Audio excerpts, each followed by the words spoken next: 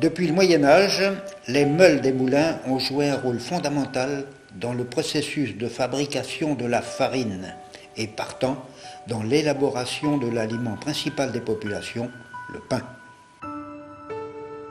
La fabrication de ces meules a nécessité l'ouverture de carrières bien spécifiques, appelées meulières, tantôt à ciel ouvert, tantôt souterraines.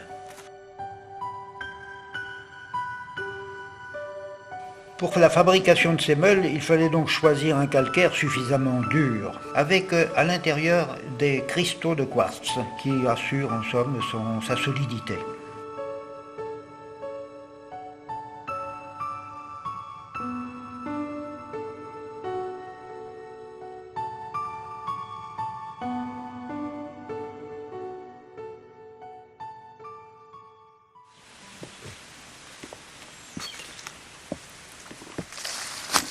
Nous sommes ici sur les ruines d'un moulin du Val de l'Ossière. Ces moulins, construits vraisemblablement après la guerre de Cent Ans, c'est-à-dire à partir de la fin du XVIe siècle, ont permis de fabriquer la farine dont avaient besoin les paysans qui repeuplaient la campagne. Il n'y avait pas de moyen de transport, c'était la charrette, donc le paysan amenait son blé au moulin et voulait autant que possible récupérer la farine de son blé.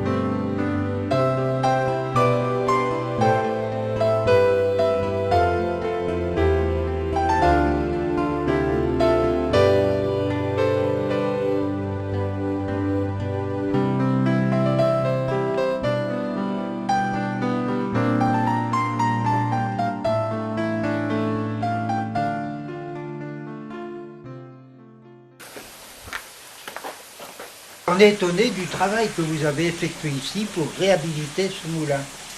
Et qu'est-ce qui vous a attiré dans cette tâche qui me paraît importante, énorme? Au départ, il n'était pas prévu qu'on remette en fonctionnement ce moulin.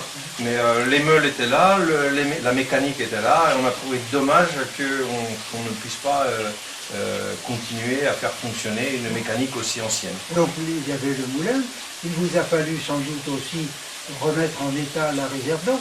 Tout à fait. Les bassins étaient plus ou moins encombrés par la grosse crue qu'il y a eu en 1968, au printemps 68.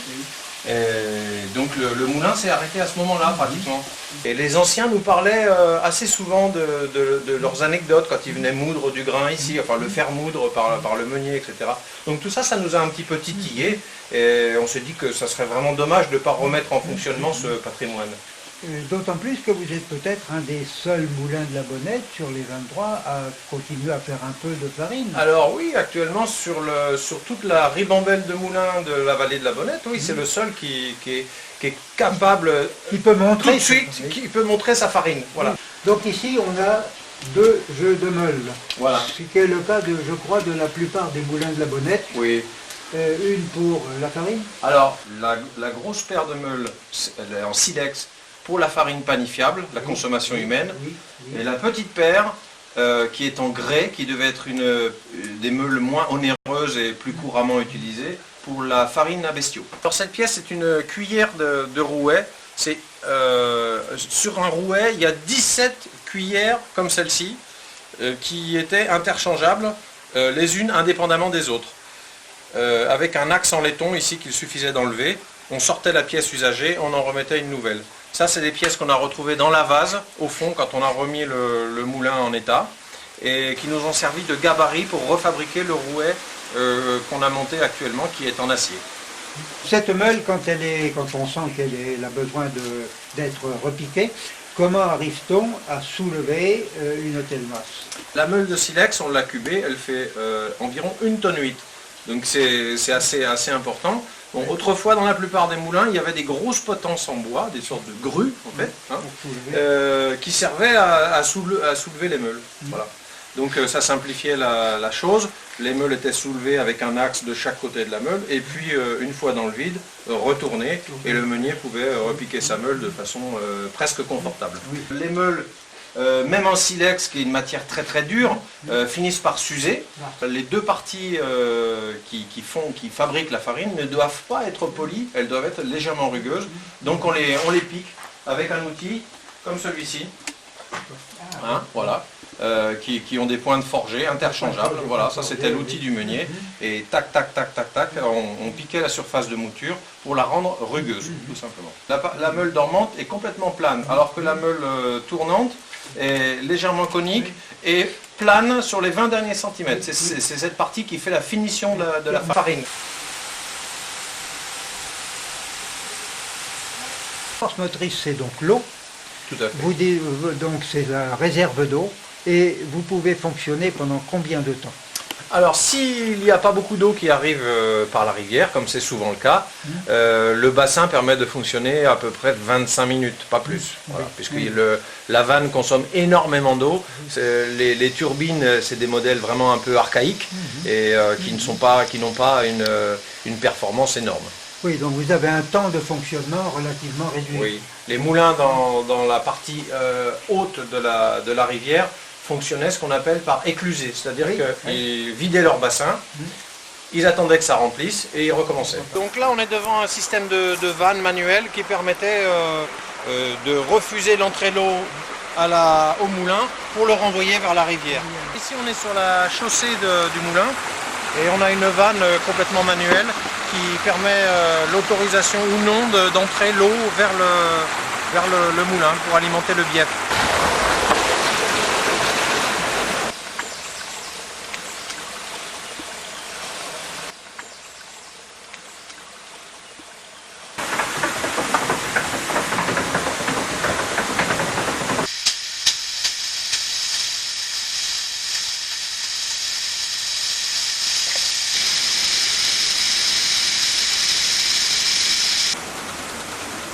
Le canal de fuite du moulin de Vignas pouvait alimenter le moulin suivant.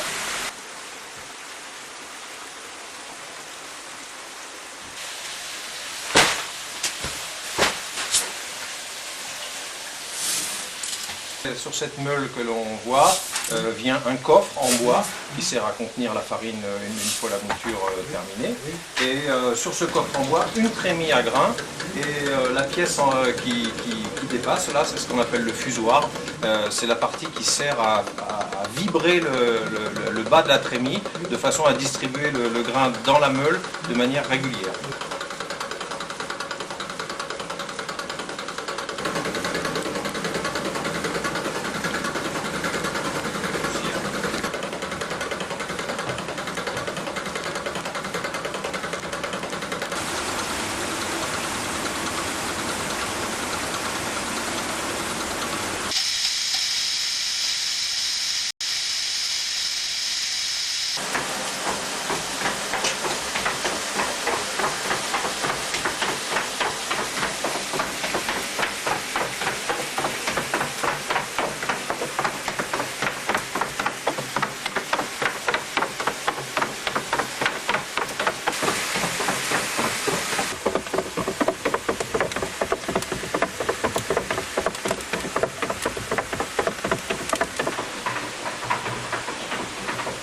Farine de blé bio qui est produit le blé il est produit à Puy-la-Roque, là chez un petit céréalier bio, un paysan bio, voilà.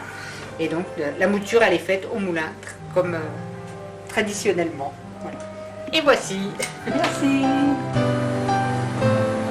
Et bonjour, merci.